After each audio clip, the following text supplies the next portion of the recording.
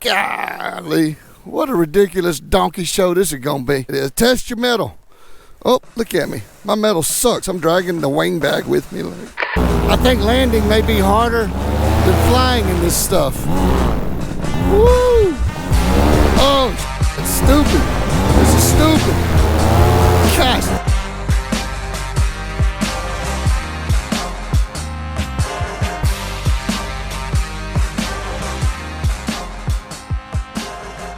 Hey guys, Kylo here. What you're about to see in this video is me kind of just proving a point to the students. I knew I could handle the air, but this air was very unusual. I can't say that I've often come across air that was doing the way this air was. Light and variable conditions are some of the most difficult gaming situations that I call it gaming it.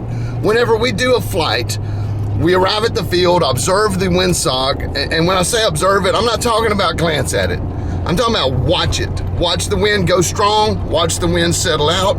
Give it a solid 10 minutes of study, and you have a really good idea about what is going on in the cycle of nature itself. And as we observed this, and I knew this was coming, I saw it kind of on the weather report, I told the students, I said, it's not gonna be a great day for field work. We had done the other work, and there's no sense in sitting idle, so I thought it could be a learning opportunity. Like I said, it was bad, but we had done everything else we needed to do. They still needed to work on their kiting skills. We got there, and I thought, well, let me just show them what it would look like if somebody tries to fly when conditions are doing what you see them doing in this video. Now there's some windsock footage. I want you to pay attention to the windsock anytime it comes into frame. Just look at the changes and how quick, how many degrees, how fast it does it. That makes for very difficult conditions.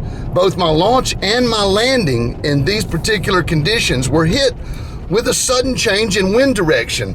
But check out this video. I called it a donkey show the whole time. It's more like a bucking donkey ride. You know, not big enough to throw you off, but big enough to make you say woohoo a few times. I fly enough that turbulence doesn't bother me, and it's not so much that you can't do it or you shouldn't do it, but you gotta be skilled enough to do it. You gotta be skilled enough to game the conditions and understand how your wing will react in certain conditions. And I just wanted to set an example for the students about what not to do, why not to do it, and what makes it hard. And I wanted to share that with you too.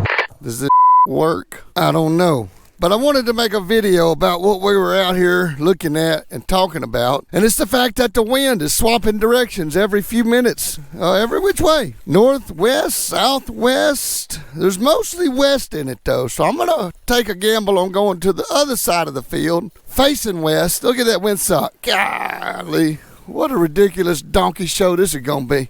I like it. Test your metal. Oh, look at me. My metal sucks. I'm dragging the wing bag with me, like making a video. Forgot how to take a glider out of the bag. Fantastic, Kylo. Reversible right this moment. Yep, donkey show. Oh yeah, launching right into the sun. Fantastic.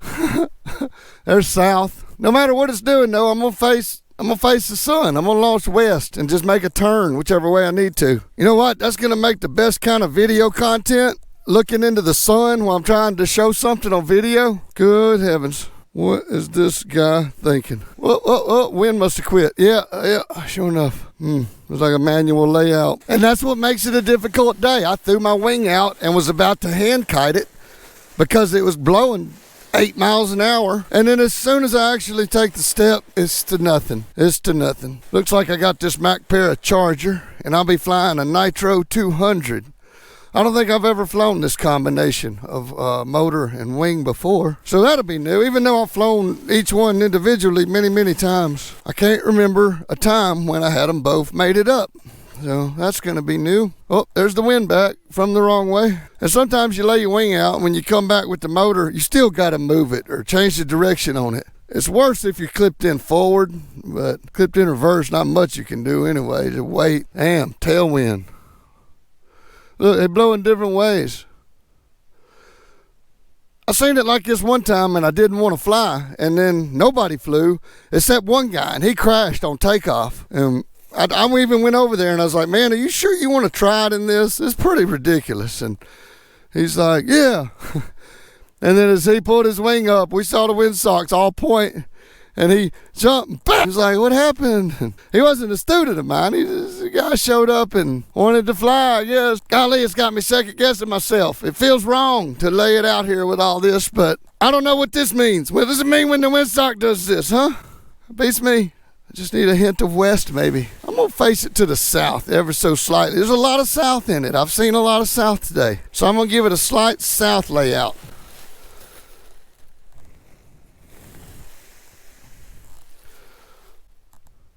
Huh. It makes my stomach hurt to know I'm finna do a kiting run through that. Ooh, there's a nice south right there.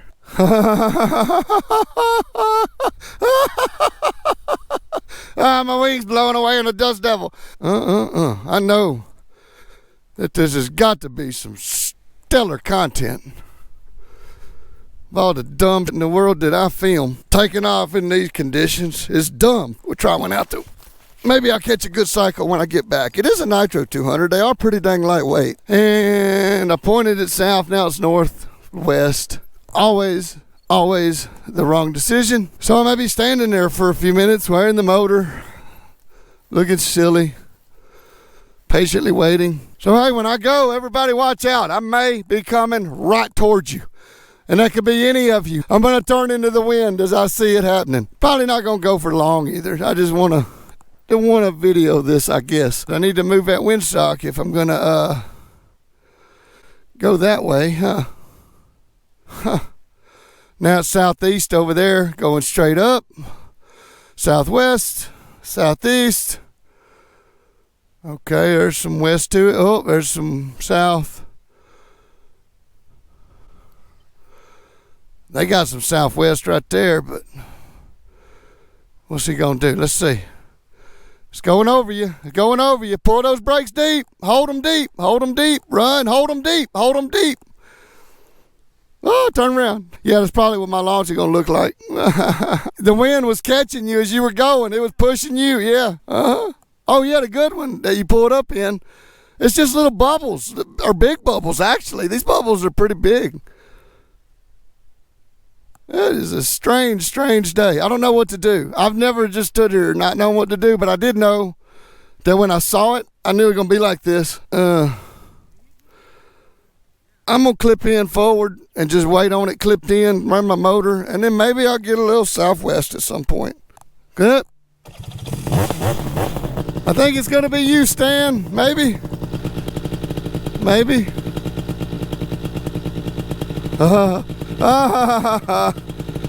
What does that mean? I've never seen it do that before. I'm not sure what to do with my hands.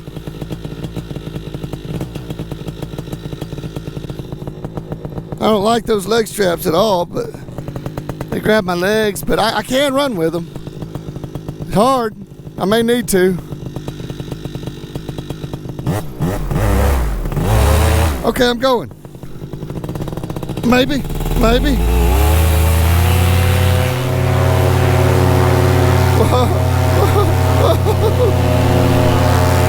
Woo! Donkey show. After this, landing's the hard part. Whoa. Woo-hoo. The motor's not running particularly well.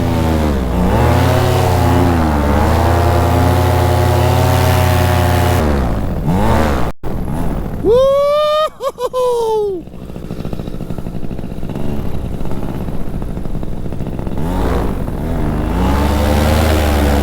This feels silly.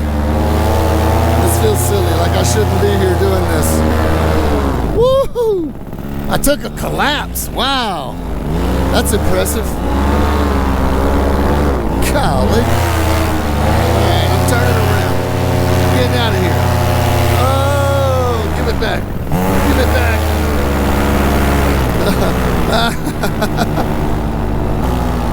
Let's see. It looks like we're going to land over here, maybe. Maybe. If I could cross back over the runway, perhaps. It's a bit of a north cycle-ish. Woo!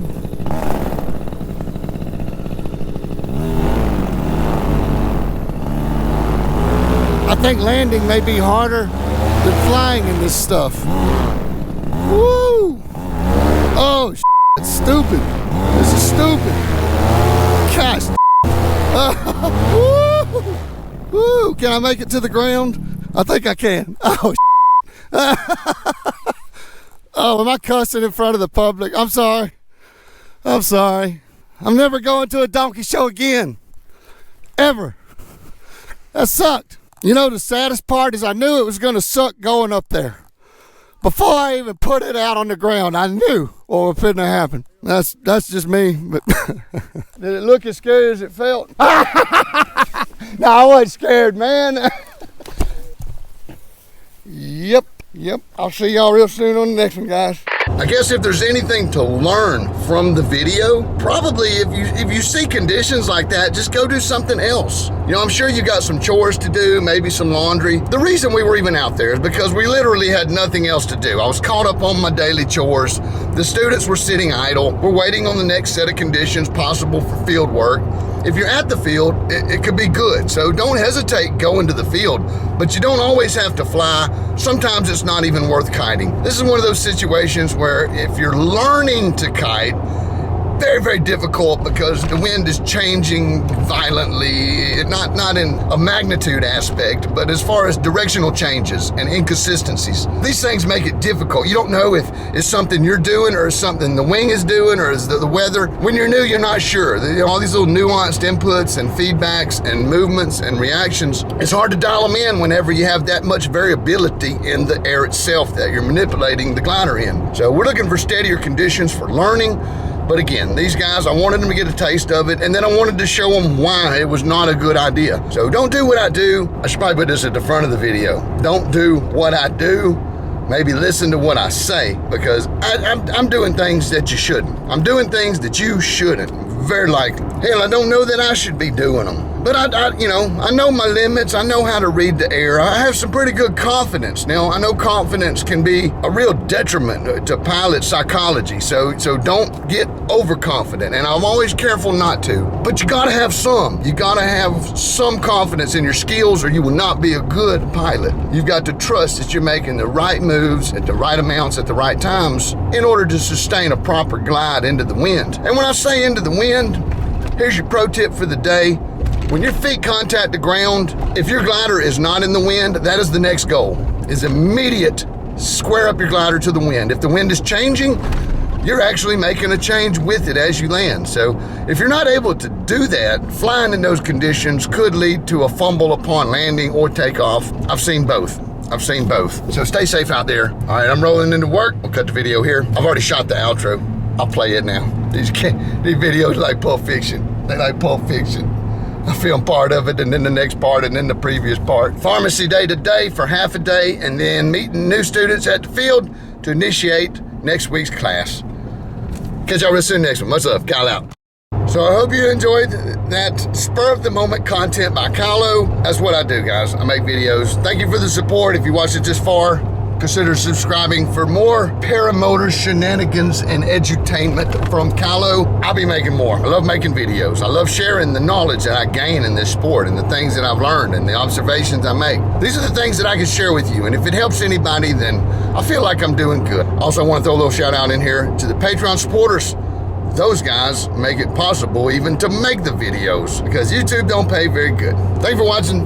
Like, subscribe, all YouTube stuff. I'll see you ever soon next one. Much love. Kyle out.